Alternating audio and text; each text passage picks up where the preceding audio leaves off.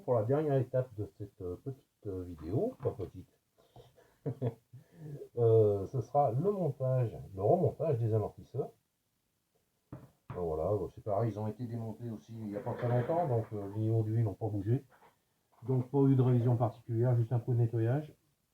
Il faut faire attention au démontage à séparer les avant et les arrières. Mis à part les ressorts qui sont différents, l'huile qui peut éventuellement être différente suivant votre setup. Il y a aussi les pistons d'amortisseur qui sont différents. Les trous sur les arrières sont plus petits dans les pistons que sur les avant pour donner un peu plus de rigidité à l'arrière, très certainement. Donc c'est pour ça que j'ai mis les avant dans un sachet avec un petit bout de papier, histoire de m'en rappeler. Donc allez, attaquons. Sur les tourelles, on a des vis de 3 par 30, comme ça, et sur les triangles, des 3 par 18. Donc, en toute logique, le montage ne pose pas de difficulté. Et heureusement, ça reste quand même une tâche basique.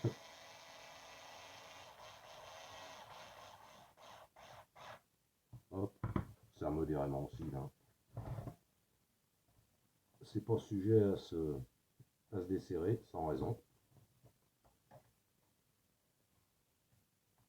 Hop, le point supérieur.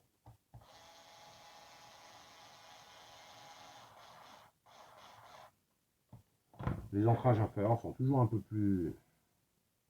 moins faciles à mettre. La petite rotule a toujours tendance à se mettre de travers.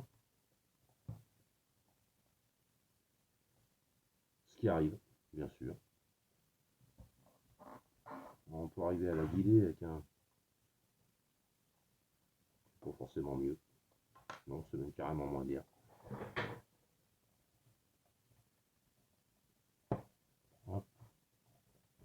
Vous avez deux points d'ancrage pour la hauteur. C'est à voir aussi. Soit vous êtes stock, et dans ce cas-là, vous restez sur un montage classique. Soit vous voulez bricoler un petit peu, vous allez changer votre dureté et vous pouvez éventuellement le mettre sur les points hauts. Les points hauts sont limite par rapport au cardan acier. Au niveau, je vous montre ça juste après. En débattement maximum, les noix de cardan sont un peu longues. C'est une noix de cardan identique à celle de l'Irevo 2.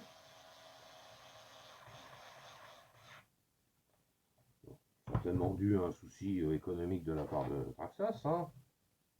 On réutilise des vieilles pièces, il n'y a pas besoin d'en sortir de nouvelles. Donc, ce qui se passe, je vais me mettre en espérant que vous voyez bien sur les noix de cardan. On passe assez proche ici. Je regarde sur le téléphone en même temps si on voit quelque chose. Apparemment, oui. Si j'ai pas mes gros doigts devant. Sur les noix de cardan, on passe assez proche. Le cardan passe assez proche d'ici. Ce qui fait que sur les gamelles, etc., quand on a un flex sur les triangles, on peut arriver à frotter ici. Alors, pour tordre un cardan, il faut déjà lui mettre la misère à l'engin. Mais ça m'est déjà arrivé une fois. Donc c'est pour ça, l'utilisation des points hauts, ça permet une garde au sol un peu meilleure. Le train arrière a moins tendance à décrocher sur les petites bosses, sur les circuits bien bosselés. Parce que dès qu'on a le skid plate dessous qui touche, on décroche une roue et puis on perd le contrôle éventuellement. Donc voilà, à utiliser avec parcimonie donc la hauteur de réglage parce qu'on est assez limité de ce côté-là. Ensuite les avant, qui ne devraient pas représenter plus de problèmes que les arrières.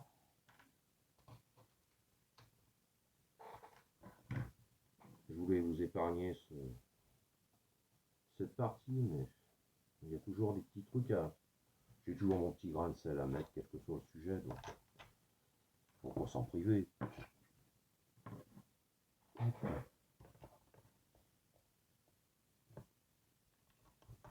N'est-ce pas? Hop. les points hauts avec les 3x30.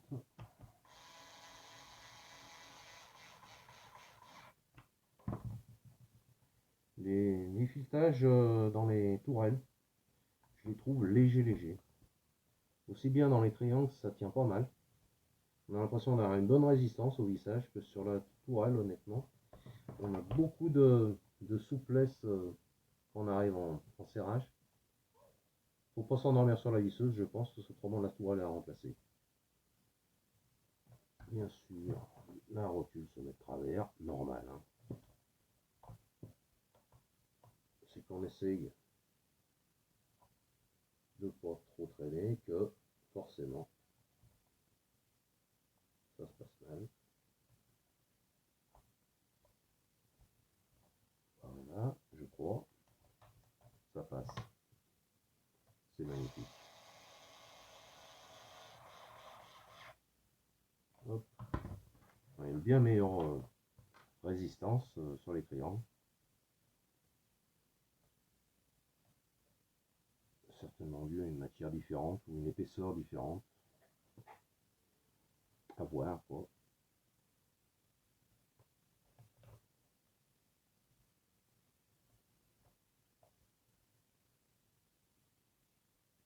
Ils m'ont embêté jusqu'au bout ces trucs-là. Vous avez vu, je pars bien, je dis même pas de gros mots. Parce qu'ils me connaissent un petit peu. Sauf que c'est exceptionnel. Enfin ça. Si ça continue à me gonfler, peut-être que les gros mots vont finir par fuser. Mais non, ça a été.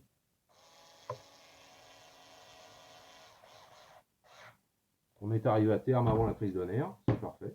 Donc ben voilà, la machine est au bout maintenant. Elle est terminée. On va faire un petit bilan de ce qu'il y a dessus en fait, hein, des modifs, etc. On va commencer par le débit.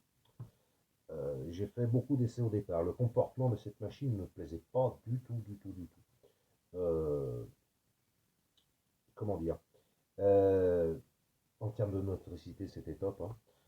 Par contre, voilà, dès que la voiture refusait, surtout sur terrain glissant, la voiture refusait de tourner, clairement. Elle n'avait pas envie du tout. Elle tirait tout droit. Et quand on la secouait un petit peu pour faire partir l'arrière, pour la faire tourner, bah pour le coup, c'était tête à queue une fois sur deux. Pour moi, ça venait des différentiels qui étaient trop raides, surtout à l'avant. Euh, à l'arrière, bah, ma foi, forcément, si les roues sont trop solidaires, bah, l'avant a du mal à tourner. L'avant étant très léger sur cette machine, il est évident aussi que, voilà, quoi, que ça facilite pas la chose. Quoi. Les roues poussant bien droit, bah, il est évident que l'avant a plus de mal à tourner, surtout s'il n'a pas beaucoup d'appui dessus pour faciliter. Donc j'ai commencé tout d'abord à monter le kit wide pour voir le comportement, s'il s'arrangeait. Donc le problème de contrôle en fait de la machine restait le même avec le wide. Elle était seulement bien plus stable. Elle n'a plus le phénomène de retournement qu'on reprochait au départ. Hein. Enfin, ça reste AMT. Hein. Enfin, plus maintenant. En wide, c'est moyen AMT maintenant. Enfin. Donc, une fois le wide posé, je me suis retrouvé avec le même problème. Donc, j'ai analysé, à tort ou à raison, après, à voir, hein, l'avenir nous le dira, que les diffs étaient trop raides. Donc, j'ai assoupli, on est d'origine sur du 50-50 avant-arrière. J'ai laissé 50 à l'avant, j'ai assoupli l'arrière. Il y avait un léger mieux, mais c'était pas ça. Je me suis aperçu qu'en fait, bah, il y avait toujours un problème, et apparemment, voilà, c'est les trous sur terrain glissant, c'était encore trop raide. Donc je suis passé ensuite avec un essai en 30 à l'avant, 30K, l'équivalent de 30K, c'est-à-dire environ de la 30 000 CST, et 10K à l'arrière. Là, pour le coup, on s'est retrouvé avec quelque chose de plus joueur et plus maniable. On avait moins de problèmes de tête à queue et la voiture sur terrain glissant tournait beaucoup mieux. Donc déjà, un plus. Ensuite, je me suis aperçu sur mon petit circuit, là, vous verrez la vidéo sur ma chaîne, qu'on avait souvent tendance à être déséquilibré. On atterrissait avec cette machine, on touchait le bulkhead, ça délestait l'avant et on perdait, ou alors on tombait sur sur quelque chose à l'arrière qui levait et on perdait à l'arrière. Donc je me suis dit qu'il fallait absolument durcir les suspensions. J'ai fait plusieurs essais, progressivement. D'origine, on est sur de environ de la 350 CST, hein, la 30 de Traxxas correspond à peu près à ça. Le problème, je le remarquais surtout à l'arrière, donc j'ai durci déjà à l'arrière. Ce qui est conseillé d'ailleurs avec le wide, hein. Le wide, il conseille de passer en 50 W, donc ce qui correspond à peu près à 700, 650, 700. Donc j'ai commencé par mettre de la 650 à l'arrière.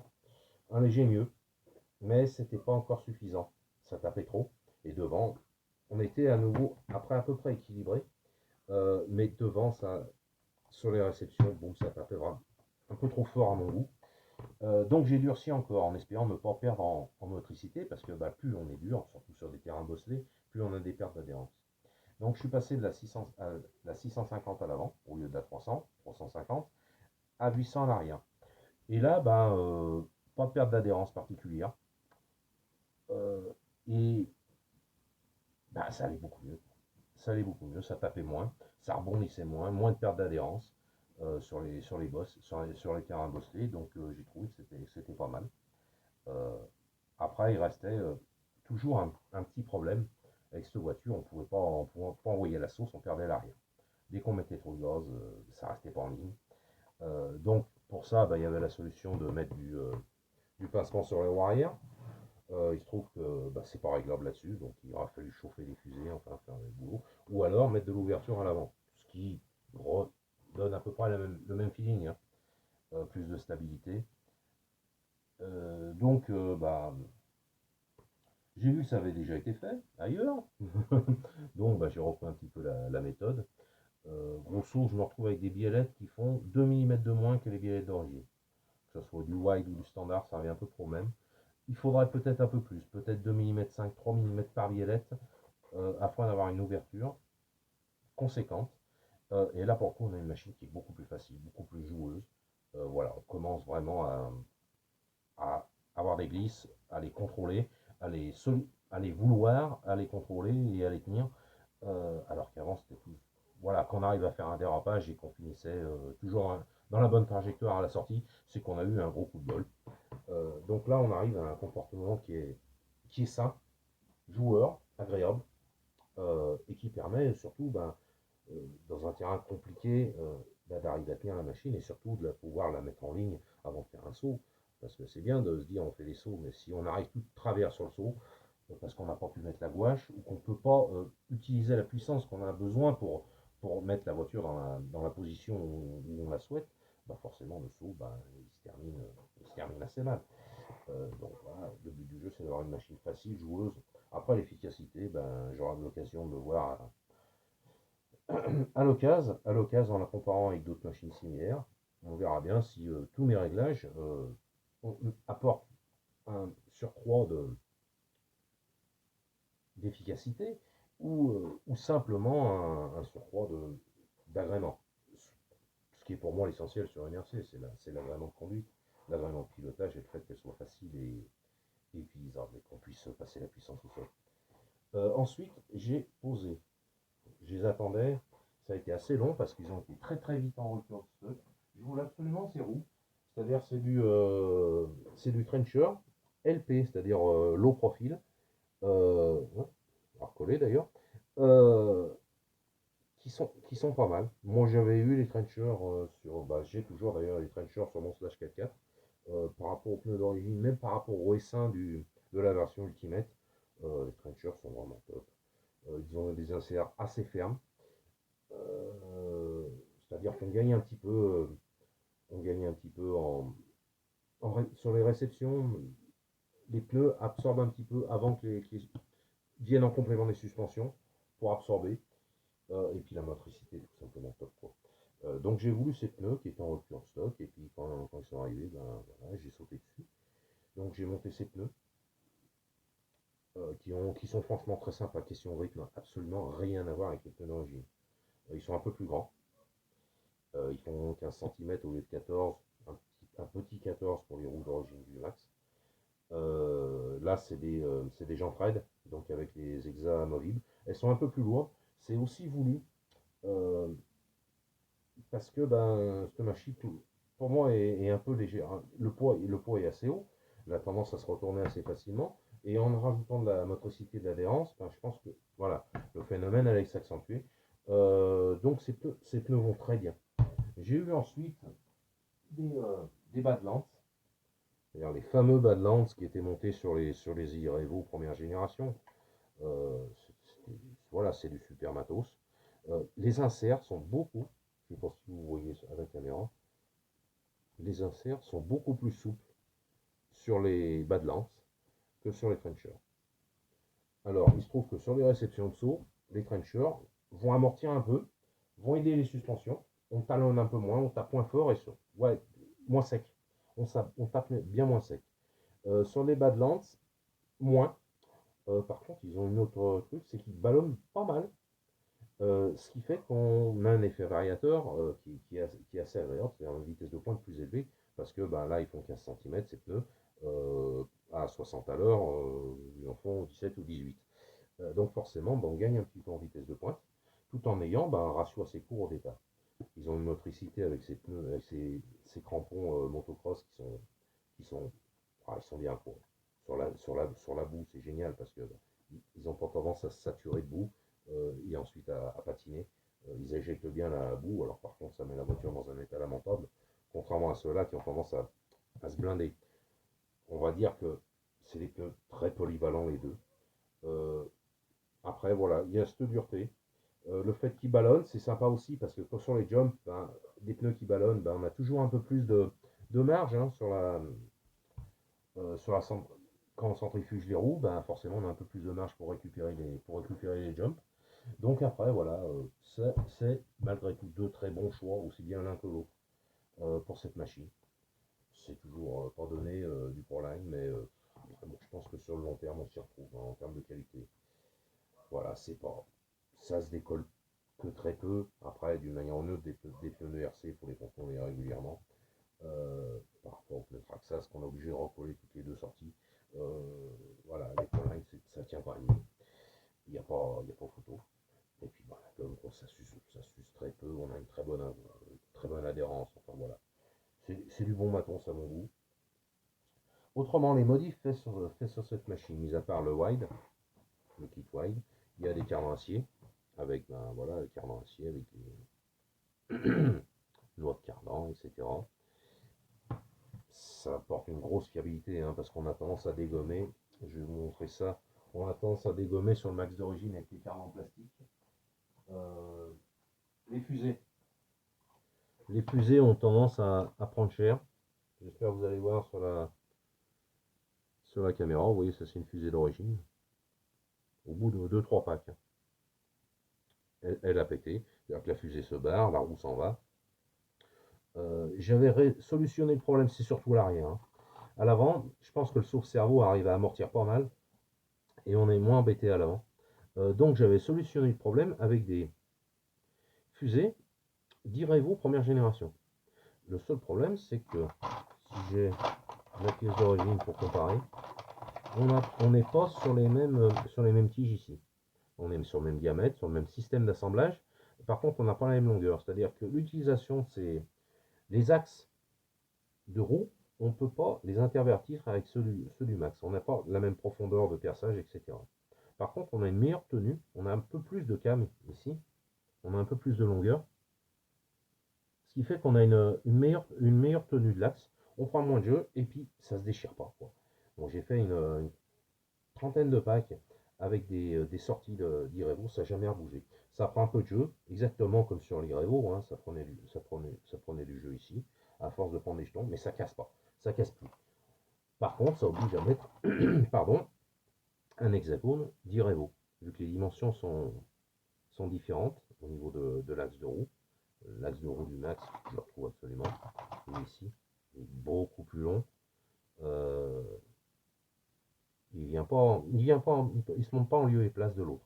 Ou alors il faudra modifier, mais après, on risque de fragiliser cette pièce. Donc c'est pas forcément évident. Donc avec des hexades d'Irevo hein, également, de Revo, de T-Max 117, enfin de IMAX 117, c'est tous les mêmes. On arrive à monter nos roues sur les Exat 17 sans aucune modification. Il faut juste avoir ça en stock. Et ça, par contre, contrairement au cardan du Max, où cette pièce ne se détaille pas, sur les Revo, on trouve cette pièce. C'est-à-dire que pour 10 balles, on en a deux, alors qu'autrement, ben, pour 10 balles, on n'a même pas un demi-cardan de Max. Donc éventuellement, ça peut faire partie des solutions avant de passer sur des cardans acier, voilà, ou pour du rafistolage après. À vous de voir.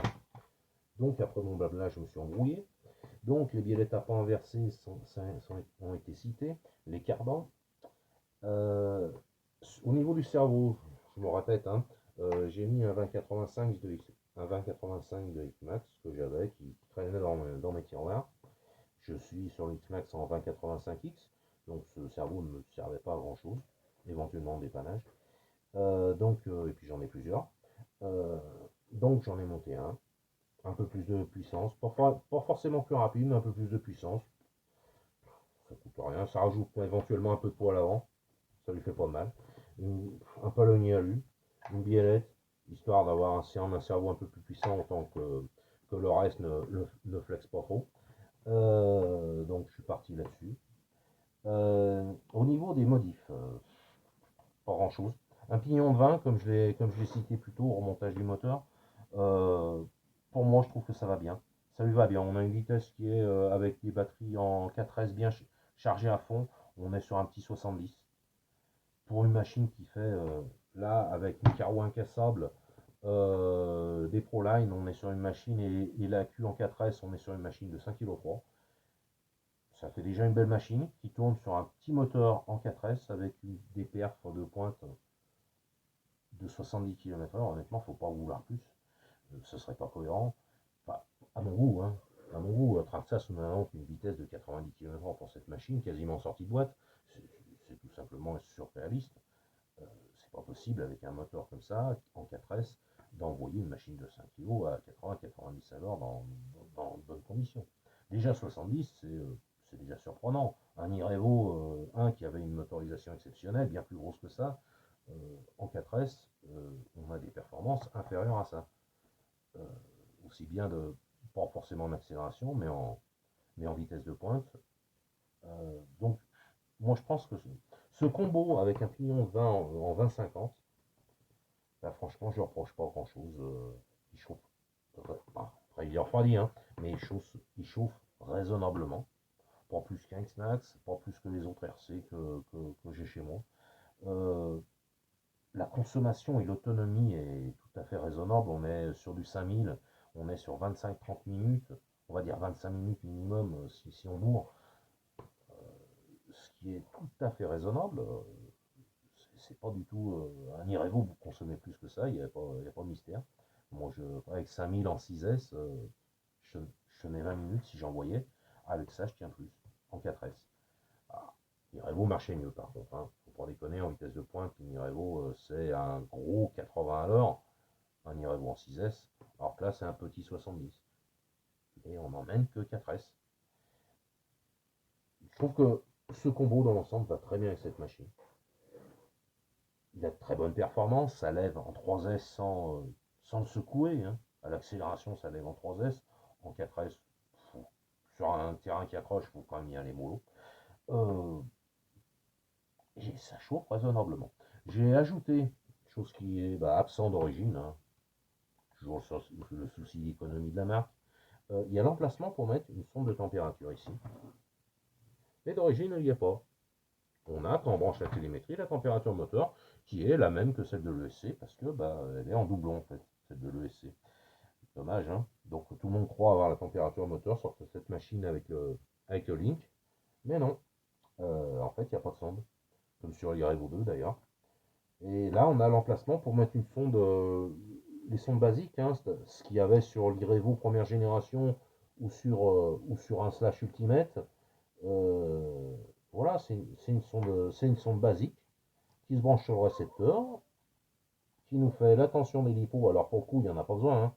Elle est branchée comme sur le X-Max sur une voie libre du récepteur. parce que la tension lipo est donnée par le SC, avec la télémétrie par le SC. Par contre, bah, on a une vraie lecture de la température moteur. Après, voilà, hein, c'est pas bien dur, on pose le doigt dessus. Mais là, on a une visualisation en temps réel, enfin pour ceux que ça intéresse, qui aiment bien, moi j'aime bien tout ce qui est électronique, les petits gadgets, tant que ça fonctionne, bien sûr. Donc, température ESC, pignon de 20. Pour moi, le bon ratio avec le moteur d'origine. Des perfs honnêtes, une autonomie intéressante. Voilà, pour les jumps, ça va. On a là suffisamment de réserve, surtout avec des pneus qui ballonnent un peu pour faire des backflips. On est bien. On est bien comme ça. Après, tout dépend de l'usage et des volontés de chacun, évidemment. C'est pas une règle, hein. C'est juste, voilà, moi ça me va. Ça me va très bien. Autrement, pas bien d'autres modifications sur cette machine, hein. Non, que dalle. Et ça reste une machine très très solide. Là pour l'instant, j'ai absolument rien cassé, mais mis à part mes biellettes à la. Je ne dirai pas le nom parce que ce sera correct. Mais voilà, mes biellettes trafiquées qui bah, sont d'une fiabilité relative. Une fois que j'aurai trouvé mon bon réglage d'ouverture du train avant, je m'arrangerai pour faire quelque chose de plus costaud et surtout d'un peu plus esthétique. Autrement, le petit wide, les fusées, voilà, faut lui faire des. Pour le casser, faut lui faire des misères quand même. Il y a déjà quoi bien s'amuser. C'est plus solide à l'usage, c'est plus solide qu'un X-Max. On a moins de casse avec. En faisant les mêmes choses, les mêmes excentricités, on a moins de casse. Après, c'est une machine qui est plus basse, qui passera pas là où passe le X-Max, hein, clairement. Bon, bah, je crois que j'ai fait le tour. On va mettre la carrosserie, histoire de. Voilà, la carrosserie incassable, c'est pareil, c'est quelque chose. C'est pas joli. Non, c'est pas super joli une carrosserie incassable. Mais qu'est-ce que c'est bien l'usage. On peut vraiment, voilà, se lâcher sur les machines. Maintenant, on a des machines costauds. C'est bête de se freiner pour se dire, on va préserver la carrosserie. Là, on a des machines qui sont maintenant solides. On a des carrosseries qui encaissent. On peut vraiment se lâcher, quoi. Après, on n'a plus que l'entretien pour la faire durer, hein.